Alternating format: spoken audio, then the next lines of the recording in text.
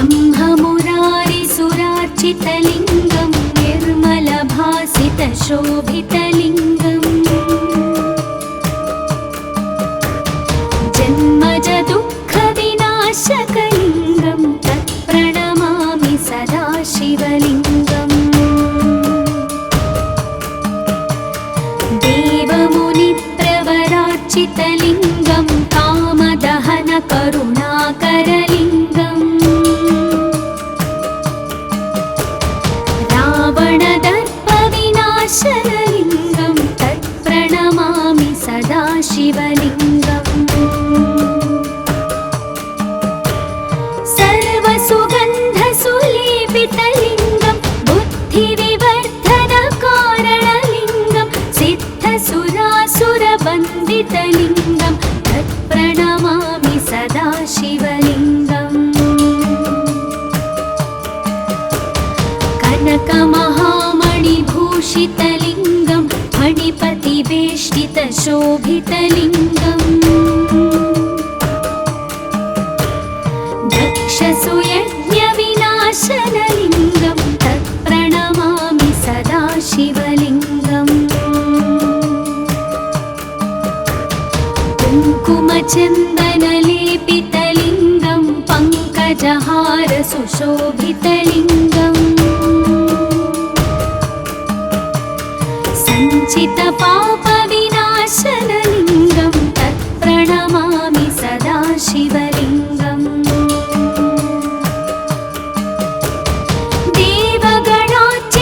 देवगणार्चितसेवितलिङ्गं भावैर्भक्तिभिरेव च लिङ्गं दिनकरकोटिप्रभाकरलिङ्गं तत्प्रणमामि सदा शिवलिङ्गम्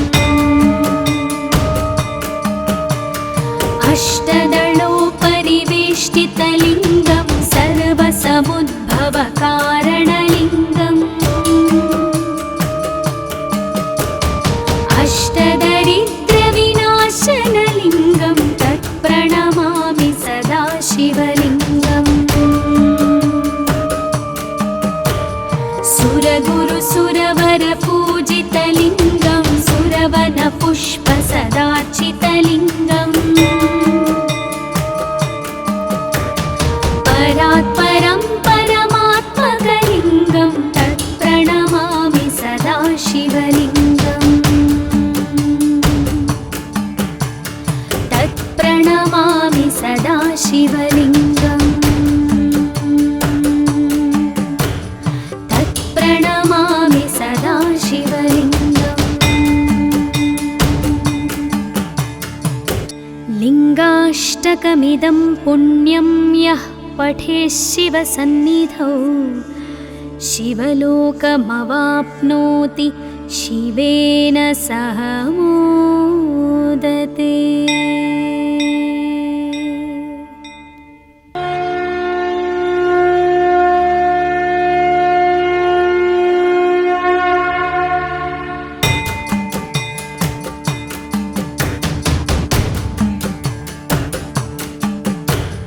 ब्रह्ममुरारिसुरार्चितलिङ्गं निर्मलभासितशोभितलिङ्गम्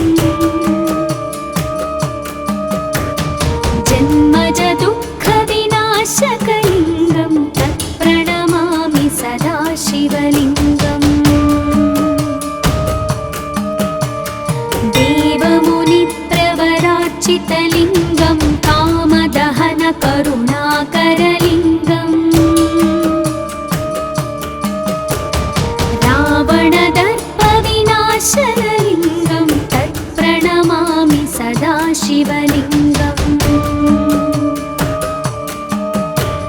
सर्वसुगन्धसुलेपितलिङ्गं बुद्धिविवर्धनकारणलिङ्गं सिद्धसुरासुरवन्दितलिङ्गं तत्प्रणमामि सदा शिवलिङ्गम्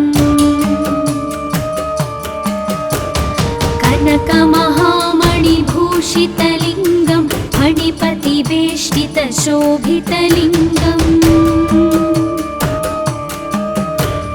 दक्षसुयज्ञविनाशनलिङ्गं तत्प्रणमामि सदा शिवलिङ्गम्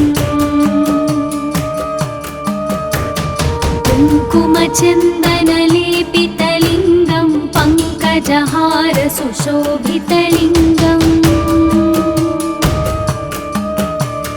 सञ्चितपापविनाशनलिङ्गं तत्प्रणमामि सदा शिवलिङ्गम् देवगणार्चितसेवितलिङ्गं भावैर्भक्तिभिरेव च लिङ्गं दिनकरकोटिप्रभाकरलिङ्गं तत्प्रणमामि सदा शिवलिङ्गम् अष्टदलोपरिवेष्टितलिङ्गं सर्वसमुद्भवकारणलिङ्गम्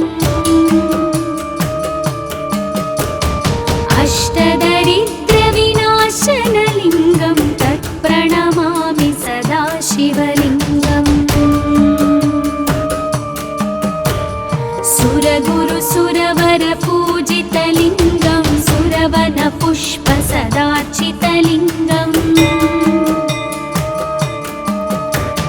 परात्परं परमात्मकलिङ्गं तत्प्रणमामि सदा शिवलिङ्गम्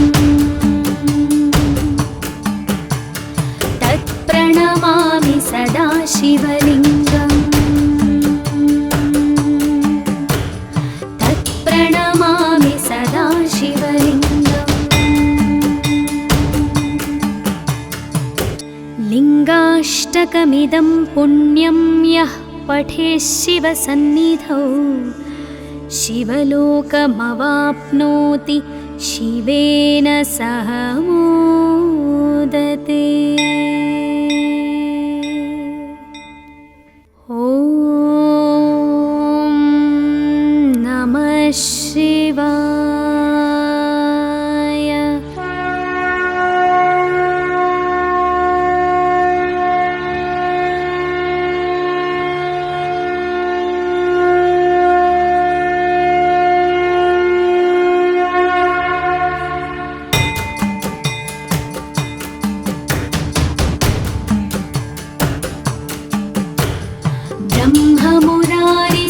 ब्रह्ममुरारिसुरार्चितलिङ्गं निर्मलभासितशोभितलिङ्गम्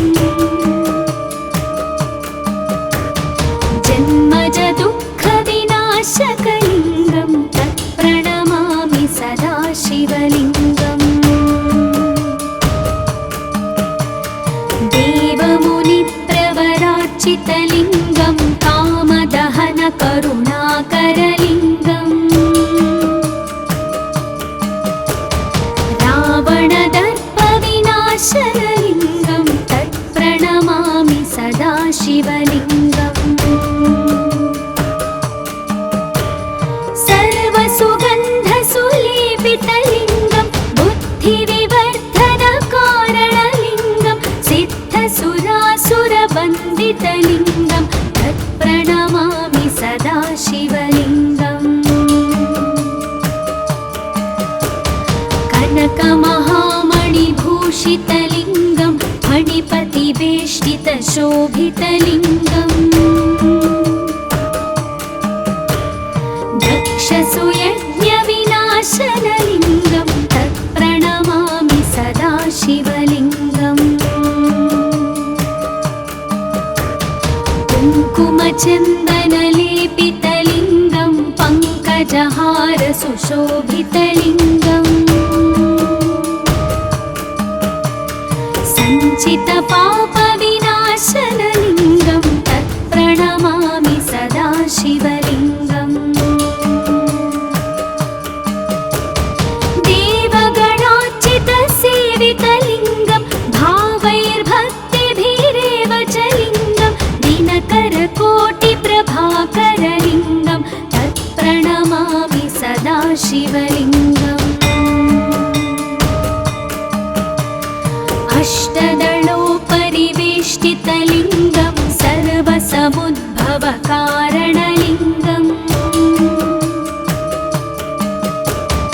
अष्टदरिद्रविनाशनलिङ्गं तत्प्रणमामि सदा शिवलिङ्गम्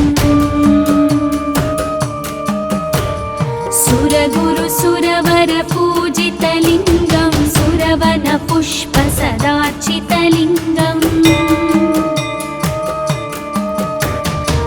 परात् परं परमात्मकलिङ्गं तत्प्रणमामि सदा शिवलिङ्गम् तत्प्रणमामि सदा शिवलिङ्गम् तत्प्रणमामि सदा शिवलिङ्गम् लिङ्गाष्टकमिदं पुण्यं यः पठेत् शिवसन्निधौ शिवलोकमवाप्नोति शिवेन सह मोदते। ॐ नमः शिवाय।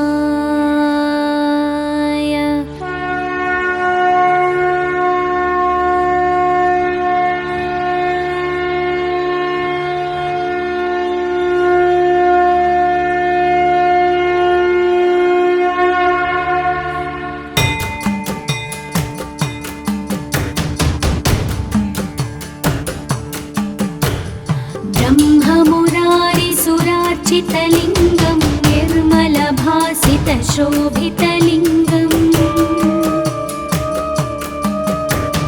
जन्मजदुःखविनाशकलिङ्गं तत्प्रणमामि सदा शिवलिङ्गम् देवमुनिप्रवरार्चितलिङ्गं कामदहनकरुणाकरलिङ्गम् रावणदर्पविनाशनलिङ्गं तत्प्रणमामि सदा शिवलिङ्गम् सर्वसुगन्धसुलेपितलिङ्गं बुद्धिविवर्धनकारणलिङ्गं सिद्धसुरासुरवन्दितलिङ्गं तत्प्रणमामि सदा शिवलिङ्गम् कनकमहामणिभूषितलिङ्गं फणिपतिवेष्टितशोभितलिङ्गम् दक्षसुयज्ञविनाशनलिङ्गं तत्प्रणमामि सदा शिवलिङ्गम् कुङ्कुमचन्दनलेपितलिङ्गं पङ्कजहारसुशोभितलिङ्गम्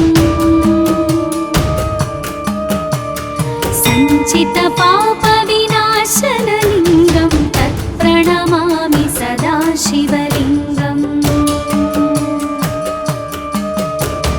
देवगणार्चितसेवितलिङ्गं भावैर्भक्तिभिरेव च लिङ्गं दिनकरकोटिप्रभाकरलिङ्गं तत्प्रणमामि सदा शिवलिङ्गम् अष्टदलोपरिवेष्टितलिङ्गं सर्वसमुद्भवकारणलिङ्गम् अष्टदरिद्रविनाशनलिङ्गं तत्प्रणमामि सदा शिवलिङ्गम्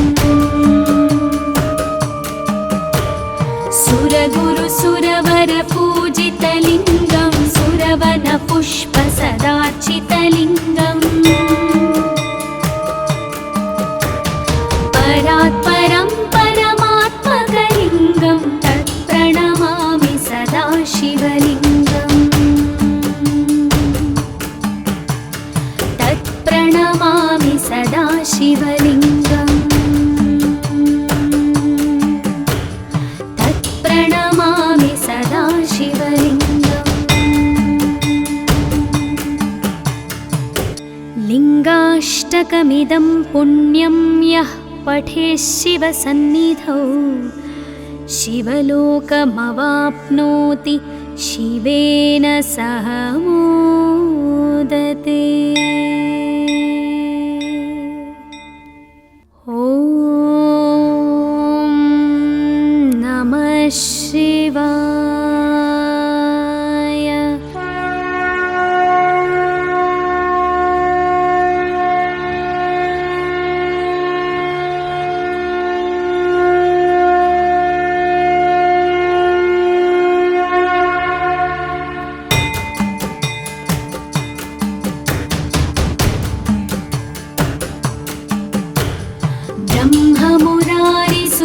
निर्मलभासितलिङ्गं निर्मलभासितशोभितलिङ्गम् जन्मजदुःखविनाशकलिङ्गं तत्प्रणमामि सदा शिवलिङ्गम् देवमुनिप्रवरार्चितलिङ्गं कामदहनकरुणाकरलिङ्गम् रावणदर्पविनाशनलिङ्गं तत्प्रणमामि सदा शिवलिङ्गम् सर्वसुगन्धसुलेपितलिङ्गं बुद्धिविवर्धनकारणलिङ्गं सिद्धसुरासुरवन्दितलिङ्गं तत्प्रणमामि सदा शिवलिङ्गम् कनकमहामणिभूषितलिङ्गं फणिपतिवेष्टितशोभितलिङ्गम् दक्षसुयज्ञविनाशनलिङ्गं तत्प्रणमामि सदा शिवलिङ्गम् कुङ्कुमचन्दनलेपितलिङ्गं पङ्कजहारसुशोभितलिङ्गम् सञ्चितपापविनाशनलिङ्गं तत्प्रणमामि सदा शिवलिङ्गम्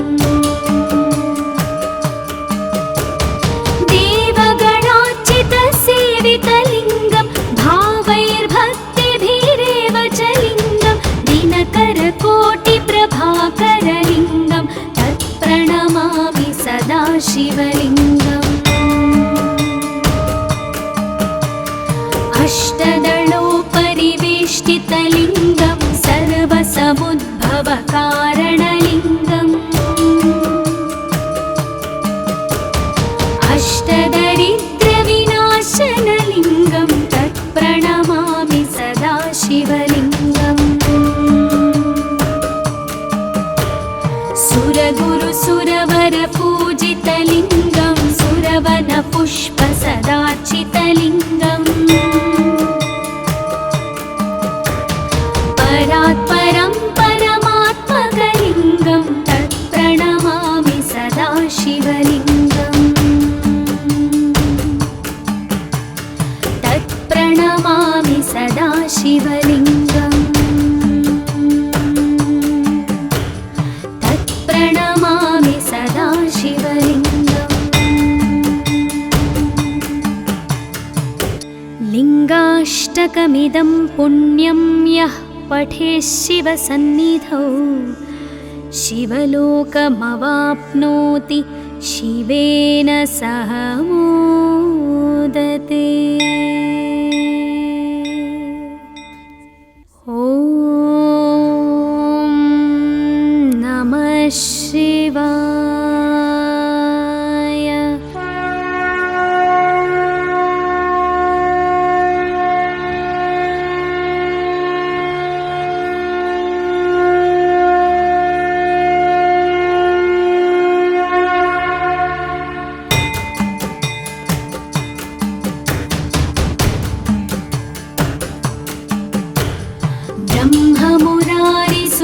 ब्रह्ममुरारिसुरार्चितलिङ्गं निर्मलभासितशोभितलिङ्गम्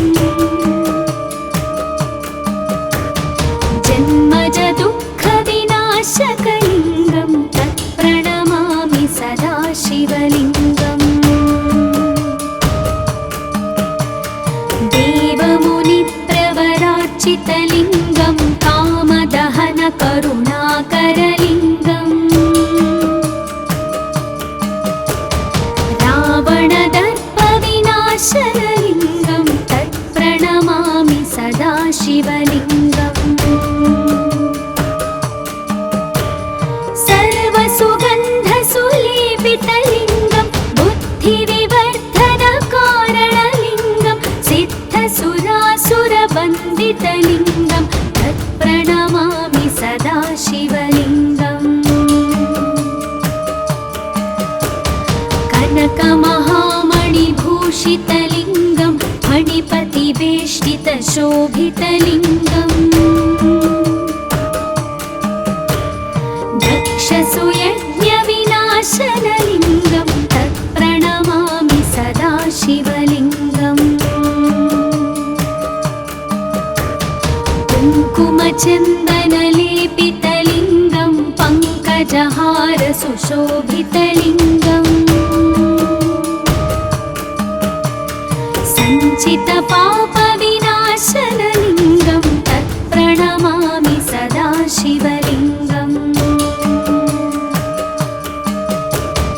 देवगणार्चितसेवितलिङ्गं भावैर्भक्तिभिरेव च लिङ्गं दिनकरकोटिप्रभाकरलिङ्गं तत्प्रणमामि सदा शिवलिङ्गम् अष्टदलोपरिवेष्टितलिङ्गं सर्वसमुद्भवकारणलिङ्गम् अष्टदरिद्रविनाशनलिङ्गं तत्प्रणमामि सदा शिवलिङ्गम्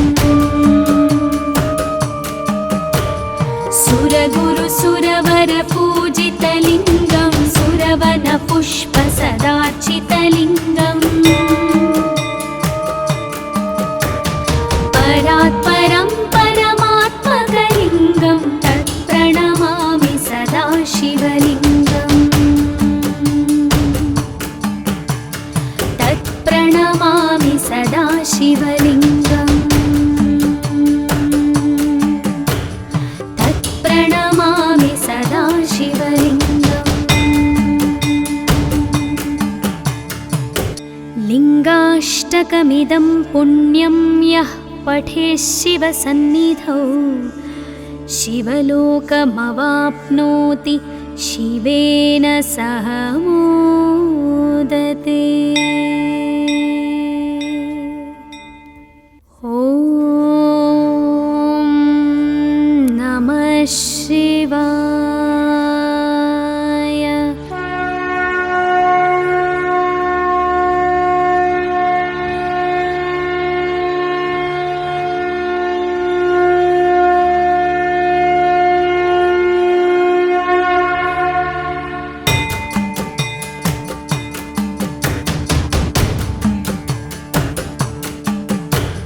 ब्रह्ममुरारिसुरार्चितलिङ्गं निर्मलभासितशोभितलिङ्गम्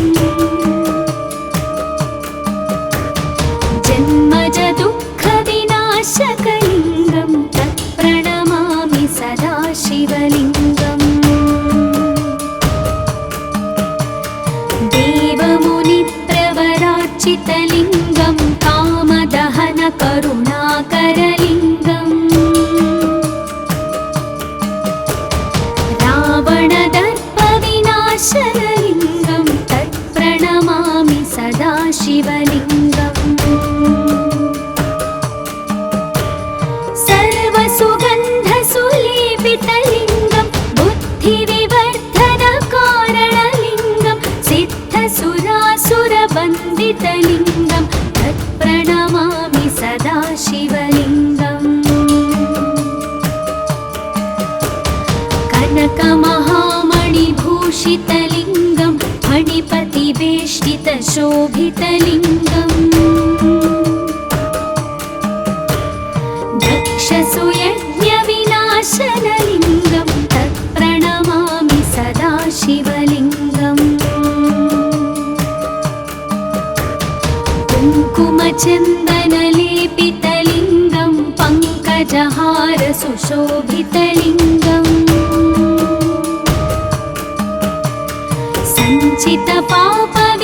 सञ्चितपापविनाशनलिङ्गं तत्प्रणमामि सदा शिवलिङ्गम्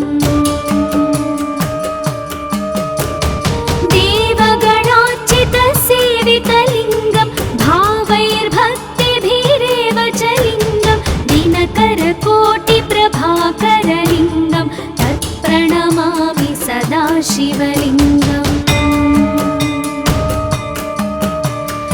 अष्टदलोपरिवेष्टितलिङ्गं सर्वसमुद्भवकारणलिङ्गम्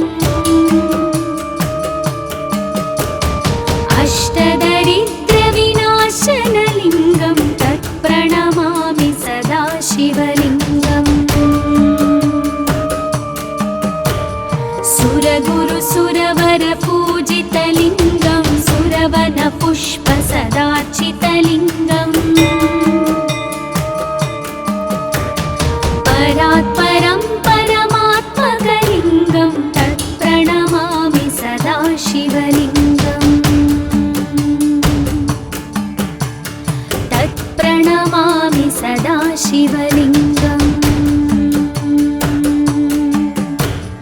तत्प्रणमामि सदा शिवलिङ्गम् लिङ्गाष्टकमिदं पुण्यं यः पठेत् शिवसन्निधौ शिवलोकमवाप्नोति शिवेन सह मोदते।